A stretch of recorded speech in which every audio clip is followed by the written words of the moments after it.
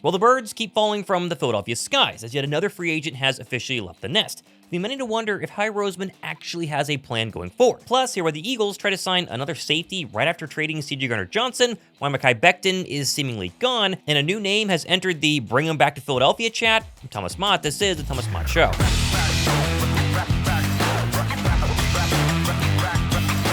Well, day 3 of NFL free agency came with yet another loss, as Philadelphia currently sits as the only team in the entire NFL still waiting to sign an external free agent. And it doesn't sound like you should be holding your breath anytime soon because, according to Adam Schefter, they're not close to signing anybody else. Although technically, the Birds did just make a small internal move on Wednesday afternoon by re-signing linebacker, slash fullback, Ben VanSumeren to a 1-year contract. Now, BVS did make the team as a special teams linebacker this past season, and then also played some fullback during the year before suffering a season-ending knee injury. I still think Jeremiah Trotter Jr. is going to be higher on the linebacker depth chart heading into camp in 2025, but keeping BVS adds some extra protection at the position due to the uncertainty of the Kobe Dean knee injury. As for me, I'm super close to 90k subs, less than 800 away, so hit the red subscribe button and don't be one of the 51% of the people who watch my show to not have clicked the red button below. Now, Philadelphia finished last night with yet another loss, this time the offensive variety, and losing running back Kenny Gainwell, who officially signed a 1-year contract with the Pittsburgh Steelers. He will technically join Darius Slay, who was released by the Eagles at 4 p.m. Eastern Time today, Wednesday, as expected, and will be signing with the Steelers as well. And I'm a little torn here because I liked Kenny Gainwell. I thought he did a very good job behind Saquon Barkley in 2024.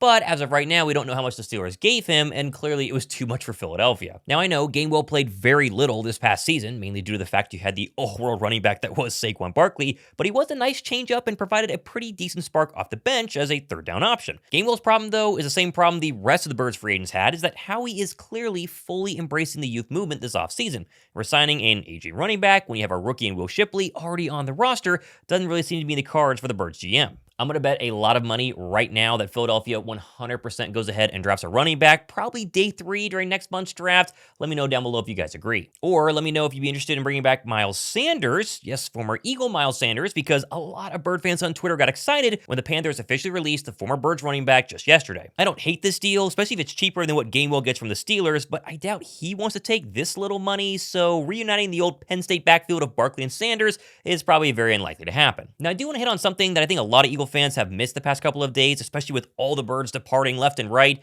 We're forgetting that Howie Roseman is in the process of reinventing himself, and this offseason is just the next step in his final form. In case you've missed it the past couple of years, Howie has slowly started to get away from his old set ways. He used to be, let's say, wide receiver weak. Now the Birds have 2 of the top guys at the position in the National Football League. He used to never spend money on linebackers, and a couple of days ago, he gave Zach Bond $17 million a year. He also never drafted cornerbacks in the first round, and, well, he's got 2 cornerbacks, both of which are first-round talents from this past draft. I think he's the best GM going right now at getting out of his comfort zone and doing whatever it takes to win.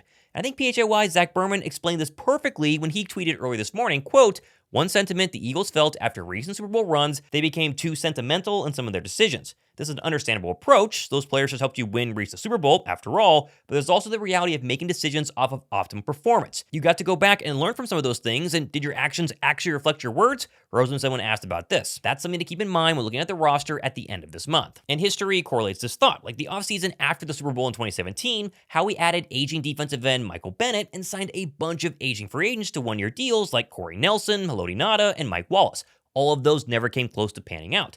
Back in 2023, right after the Super Bowl in 2022, same thing. Terrell Edmonds, Nicholas Morrow, Justin Evans, and Greedy Williams all were duds. Now, obviously, I'm not saying Howie Roseman has missed 100% of the time he's won a Super Bowl and then gone to the offseason, because he did sign guys in 2023 like Jason Kelce and Brandon Graham to new deals, both of which were absolutely pivotal to where Philadelphia is today. This offseason, Roseman is dead set on keeping money open to sign his rising studs in a few years, while also stockpiling draft picks for the 2026 draft to hopefully draft the next wave of superstars, keeping them all on rookie contracts. Plus, and let me just be very clear with this, the Birds' core on both offense and defense is still very, very elite. Even with everyone leaving this offseason, they're still probably the best offense in the NFC, and if they're not the #1 defense overall, they're still probably going to be top 10, and that's definitely winning you a bunch of games. But I get it, nobody likes losing this player or losing that player, or watching all these other teams have fun in free agency, and we just make a couple of odd trades and lose a bunch of players. But it does seem like that's the theme, and it's not slowing down anytime soon. As of course, we've been waiting on Mekhi Becton to hopefully return, but if you believe Adam Schefter on Pat McAfee this morning,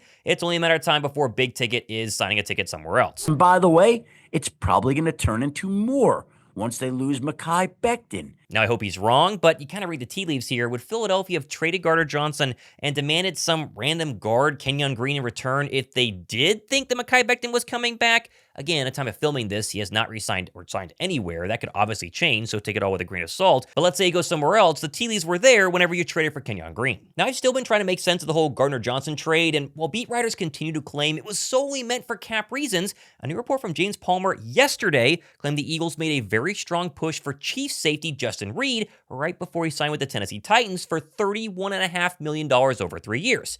So why would the Eagles trade Gardner-Johnson for cap reasons and then try and sign a safety for very similar money?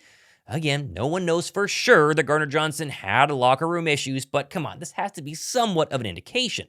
Although, if you believe the Inquirer's Jeff McLean, he did give his take on this exact overall thought process, saying, quote, not saying the Eagles didn't express interest in Justin Reid, but they weren't close to what he ultimately got from what I understand. But just to be clear, you do understand how Eagles insiders actually work. Like beat writers talk to somebody in the Eagles organization who tells them some information and then they tell it on Twitter.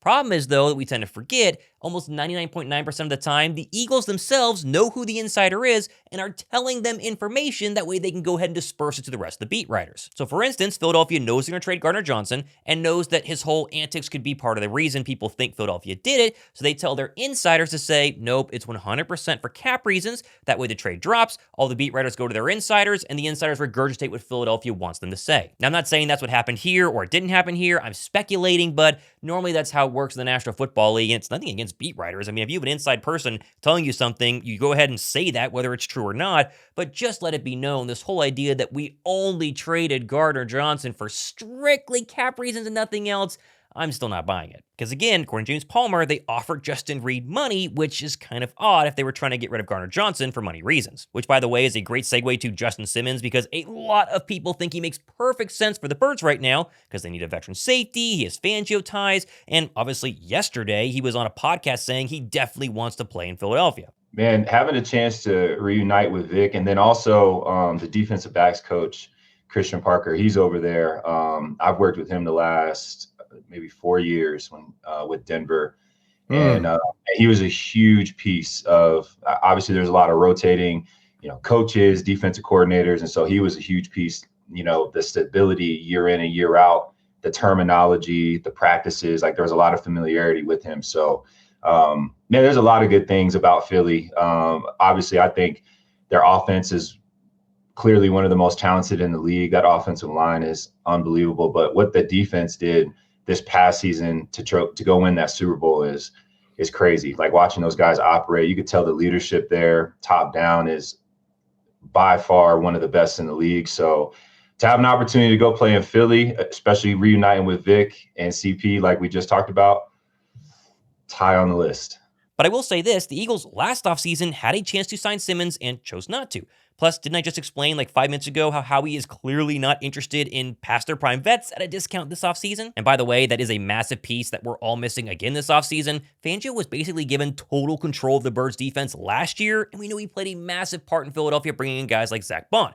Fangio didn't want the Eagles to trade CJ Gardner-Johnson, or he really wanted them to keep Josh Sweat, or he just had to have Justin Simmons. I think the Eagles would be more than happy to oblige to his wishes. Moving back to the offense, and I want to bring up Dallas Goedert one more time here, because a lot of people are thinking that he's the next casualty due to his age and the zero guaranteed money left on his contract that expires this year. But as usual, Anthony DeBona gave us a lot of cold hard facts on his Twitter account this morning, explaining why Philadelphia is very unlikely to trade or cut Goedert in the coming days. Quote, unless the Eagles are blown away by a trade offer before the 2025 NFL Draft, I can't see Goedert being moved before June 1st, as trading or cutting him pre-June 1st resulted in an $11 million cap hit for 2025. Wait to trade or cut him till after June 1st, and it's only $5.2 million. And remember, you only get 2 post-June 1st cut designations before June 1st, and Slay and Bradbury already took those slots, so they're likely going to have to wait to figure out what to do with Dallas Goedert. I'm still all for extending him, but again, is that going to go with Howie Roseman's offseason plans? I'll let you be the judge. Now, I think I've ended every single show this week with a massive PSA of like, stuff can change. I could put this video online and then 5 minutes later, Goedert is traded, or they do sign Justin Simmons, or